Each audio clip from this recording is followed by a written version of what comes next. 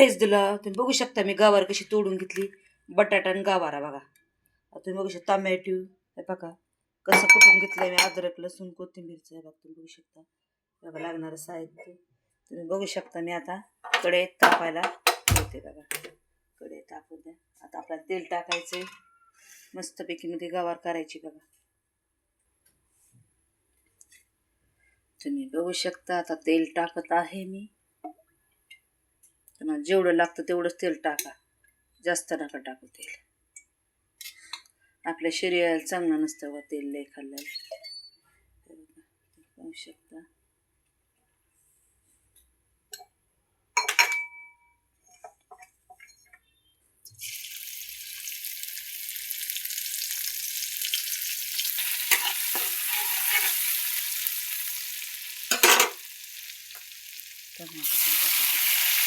आम्ही कांदा नाही टाकत बरं का. तुम्हाला टाकायचं तुम्ही टाकू शकता बरं का. कांदा पण टाकते का.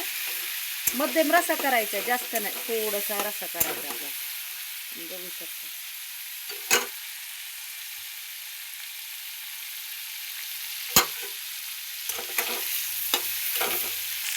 तुम्ही बघू शकता. मीठ टाकलंय बरं का आधी मी, कारण ते टमाटर चांगलं हे होतं बघा. तुम्ही बघू शकता. हे ना जास्त बारीक पण चिरू शकता, पण मी मोठं मोठं चिरलंय बघा. आपण असं पण हे करून घेऊ शकतो त्याला. तुम्ही बघू शकता. आता मी हे तुम्ही बघू शकता मटण मसाला थोडा टाकते बरं का. ते छान लागतो मटण मसाला. ते बघू शकता. आता घरातले तिखट बघू शकता. तांबडे लाल तिखट थोडीशी हळद तुम्ही बघू शकता. आता हे सगळं एक जीव करून घ्यायचं आहे बघा. असं असं सगळं असं हलवून घ्यायचं मस्तपैकी. तेलात चांगलं भाजलं पाहिजे ना. बघा असं ही असं सगळं टाकायचं गवार. मस्त असं असं हे करायचं बघा. बघू शकता. आता मी हे कुटून घेतलं होतं का. आता असं असं पाणी टाकायचं आणि असं शेंगदाण्याचा कूट टाकायचा आहे. बघू शकता तुम्ही. शेंगदाण्याचा कूट बरं का. बारीक करून घ्यायचा मिक्सरला.